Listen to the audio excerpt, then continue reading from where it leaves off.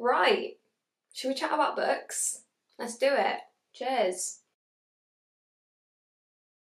Welcome to August's wrap up. That feels weird to say. Our last month of summer reading. So sad.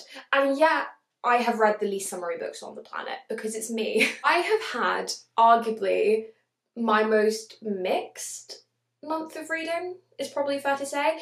I have my first DNF of the year, but I also have a 5-star book. So actually I have a couple. I read 8 books this month, a variety of genres, and as I say, a very mixed bag. We have my first DNF of the year, which I will obviously get to and explain what happened, and I have some 5 stars. So I think without further ado, I might just jump right on into it. I'm going to start with what is just on the top of the pile, so we are going in no particular order.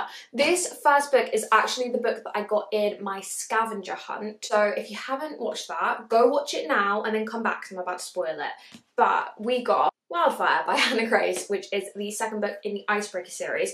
This is actually the only romance book that I read this month because I am now in a massive romance slump. I don't think it's this book's fault. I think it's unrelated. But I don't know what happened. Just after this, I just didn't want to read romance anymore.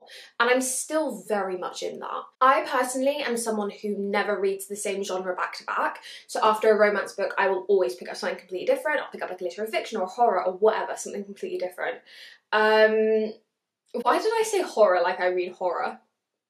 I'm literally a wimp. I did enjoy this. This was very similar to the first one in terms of like spice levels and like, actually I was gonna say it's a sports romance, but he's a hockey player, but they don't really play any hockey because they're away at summer camp. But the summer vibes were absolutely giving in this book.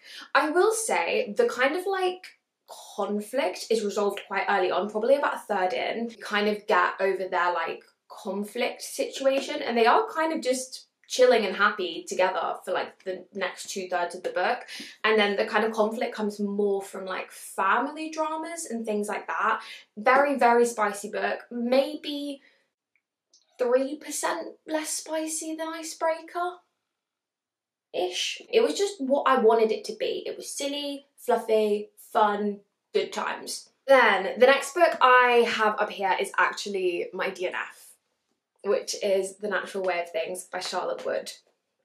Now, I have soft DNF'd this. I haven't DNF'd it completely because I picked this up and look, I don't know what I was expecting because it literally on the cover says The Handmaid's Tale of Our Age.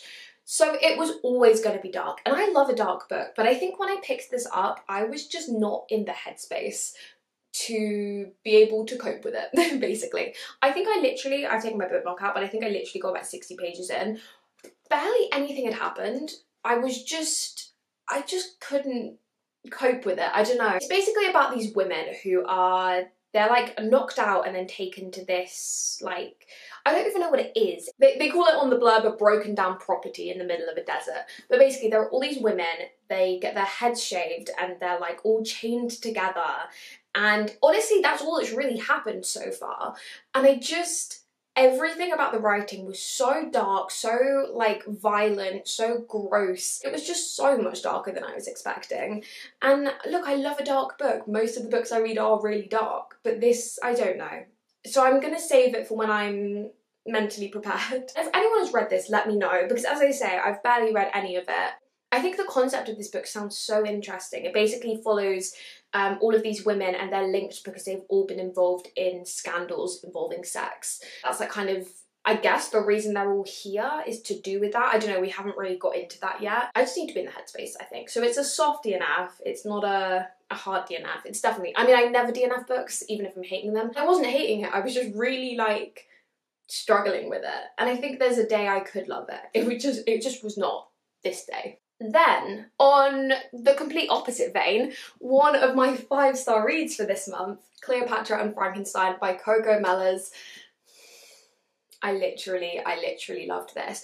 I'm going to start by saying it's not going to be for everybody. Very little happens. Most of the characters are very unlikable, but it is just everything I love in a book. Gorgeous character study, messy relationships, messy characters, and you follow Cleo and Frank. They have a 20-year, I think, something like a 20-year age gap, and they get married very, very quickly. And the writing style basically follows, you follow them for a chapter, and then you follow like a friend of theirs for a chapter. And those like extra chapters, those characters never really come back, or if they do, they come back quite briefly. So it is a slightly unusual writing style, but I loved the little like glimpses we got into everyone's lives. And I think kind of like the point of the story was that Frank and Cleo's relationship was having all these impacts on other people. It was so interesting. Like, for example, Frank's sister Zoe, you would get like a chapter where you find out all about her and like everything that's going on in her life. And then you just see tiny glimpses of it throughout in like her reactions to things. It's, you know, when you have those like existential moments on like a train when you realise that everybody on the train has their own life, or like when you're in a car on the motorway and you're like, all of these cars are going somewhere. Like, obviously, but do you know what I mean? Maybe I'm the only one who does this, but I will have like existential moments where I'm like, all these people actually have lives. They're not just like side characters. They have their own lives going on. And it's kind of like that, because they're all side characters in this book. But then you get one chapter where you just fully explore their life, and then you kind of never come back to it.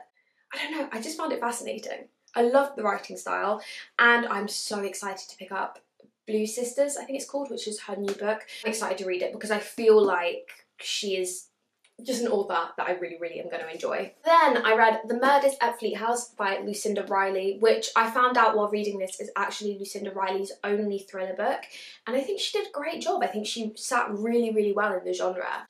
This basically follows a detective called Jazz Hunter, and she's investigating a murder at a boarding school, and then you kind of get more murders, more like complications. It's very much one of those murder mystery stories where every little detail has been very cleverly and well thought outly linked to each other. The ending was very satisfying. All of the little character links were really, really well thought out.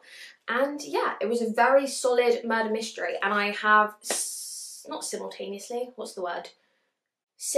I have since lent it to my mother, and she is currently reading it, and I think she's really enjoying it. I mean, she loves a murder mystery. Someone put in my comments the other day that there's just something about mothers and murder mysteries, like they just, and it's so true. Like, there's just something about you become a mother and suddenly you just love a murder mystery. Should we do one of the books I don't physically have? I think I found a new favourite author, guys. I'm actually so excited about it. I read my first Emma Cline book, and that was The Guest. This is another one, again, that I wouldn't necessarily recommend to everyone because very little happens and the character is really unlikable. You may be sensing a theme in the kind of books I like, but I literally adored this. This book basically follows Alex, and Alex is floating through life. She has no plan, no friends, nowhere to live. She manipulates everyone she's with. She does very, very questionable things. And she kind of just is living day by day, and she doesn't really think any more ahead than like, where am I going to sleep tonight and what am I going to do today. It's just a fascinating character study, and it's interesting because I did, after reading this, find out that it's being sold as a thriller, or like people were talking about it like a thriller. And personally, I didn't feel like it was a thriller. I felt like it was a literary fiction, maybe like a kind of psychological, not even really a psychological thriller, like a psychological study. It is dark, it's like dark, dreary, bleak vibes. But either way, whatever genre it was, I had such a good time with this book. And I was reading this during a book slump. I did a whole video of me trying to get out of a book slump, and I think it was one of the first books that kind of started getting me back into like, oh, I do like reading. I've just remembered. I could not be more excited now to pick up some of Emma Cline's books. My library has a few on audiobooks. I do think I might have found a new favourite author because I mean, I've only read one book, but I just really enjoyed it, and I feel like her books could be for me. I feel like this lighting is really dark, and I do apologise. But it's a British summer, what can you do? It is grey and dreary outside. What have we got next? Should we do Plague by Michael Grant? I feel like I've said this 1,000 times, and I'm so sorry if I'm just repeating myself, but it has to be said each time. I'm doing a reread of this series because when I was younger, I literally feel like I just have a speech now. When I was younger, I read every single book except the last one in this series, and I am doing a full reread so that I can finally read the final book after literally a decade. And I've just finished The Plague, which is the 4th one. I have one more, which is Fear, and then I can finally read the finale. And I am both very excited and petrified because I love this series. It means so much to me. It's like the series that got me into reading as a kid. I wasn't much of a reader as a kid. I was dyslexic, I was ADHD, I mean I still am, but I didn't read when I was younger, but this series like hooked me. And so it has so much nostalgia, and I just also genuinely think they're great books.